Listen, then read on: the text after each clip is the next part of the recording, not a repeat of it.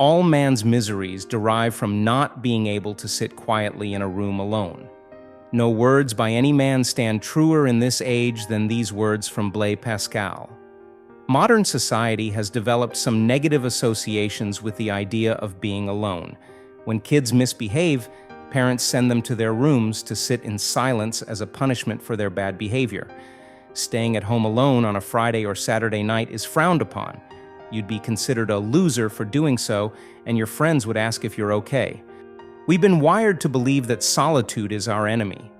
We've also confused being alone with being lonely. But that, of course, is not the case. Being alone doesn't necessarily cause loneliness, and many people can feel lonely despite being in the constant presence of other people. Author Amy Morin describes it best when she says, "Loneliness is about perceiving that no one is there for you, but solitude is about making a choice to be alone with your thoughts." The truth is, solitude is necessary for our well-being and potential success. Every year, Bill Gates takes 2 think weeks to spend them alone in a cabin in the woods. He does it to escape the noise, read books, reflect on his progress, and engage in deeper creative thought. About 6 months after my accident, I took some time off for myself.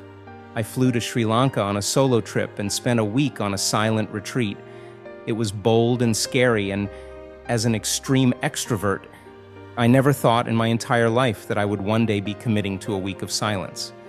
But that experience was eye-opening. It set me on a path of greater self-awareness and gave me a much better idea of where I wanted to take my life.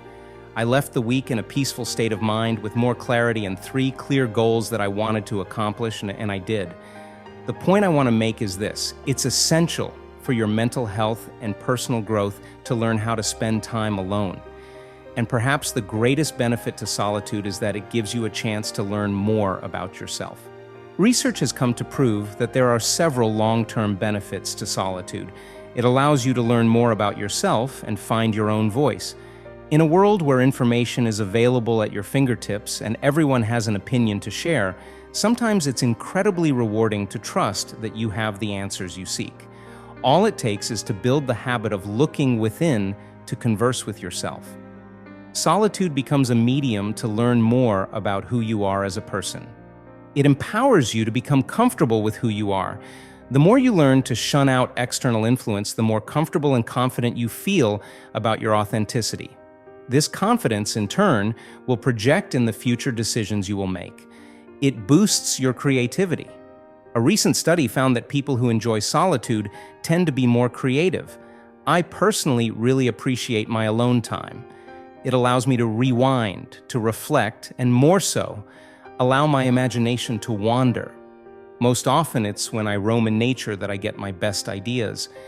It gives you an opportunity to plan your life. We plan our business meetings and our upcoming vacations. At work, there are quarterly business reviews and biannual performance reviews. We plan and reflect for work and fun, but why don't we do the same for our dreams, aspirations, and personal lives? Take a break from the rhythm of rush to reflect on whether you're living a life true to you and your goals. It improves your mental well-being. Studies have shown that people who learn to find comfort in solitude tend to be happier, experience lower levels of stress, and are less likely to have depression. You don't have to go to a cabin in the woods or fly all the way to Sri Lanka to learn how to spend time alone. All it takes is to integrate 10 minutes per day to be alone with your thoughts.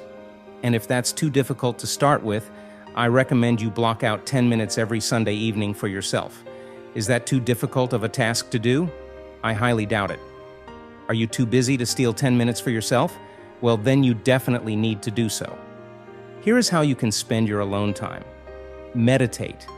This is a habit that's slowly changing my life for the better. I start my day with meditation. It calms you down and sharpens your focus muscle. Every morning I meditate for 12 minutes. I sit up straight, set a timer, and meditate in silence. It's hard at first, but with time you will love it so much that it becomes a pillar in your daily routine. Also write in a journal. I write in my journal once a week. For me, it's the best way to have a conversation with my mind. When you write, spill out your emotions. Be raw, be real. Let it all out, the good and the bad, and watch how you'll feel lighter every single time you journal. Set goals and take control of your life. If you don't invest the time to be alone with your thoughts and ask yourself, what do I want to achieve this year? Then you'll end up living your life on autopilot. You need a goal, a destination to work towards. I love this quote by Abraham Lincoln. Give me 6 hours to chop down a tree, and I will spend the first 4 sharpening the axe. Take the time to plan where you want to go in life. Reflect on your goals. Spend time in solitude reflecting on your progress. Are you following the plan you set in place? Are you on track to achieving the goals you set out? Pay attention to your emotions. Solitude is a door to self-care. Check in with yourself just as you would with your loved ones. How are you feeling? Physically, emotionally, and mentally.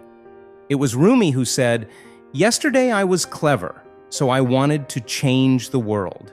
Today I am wise, so I am changing myself." Solitude is the key to higher self-awareness, which then opens the door to change. As per Sheryl Sandberg's words, we cannot change what we are not aware of, and once we are aware, we cannot help but change.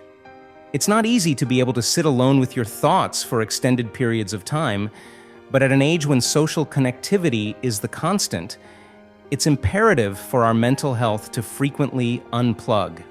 You need to give yourself the time you deserve to be with your mind, to look within, and engage in a meditative experience. You can sit in silence. You can journal. You can plan your week ahead. You can go for a walk in nature. It doesn't matter what you use your time alone for. The most important thing is that you build the habit of embracing solitude and inviting more of it into your life. You'll learn more about yourself and you'll become more aware of your emotions. In short, it's the best form of self-care.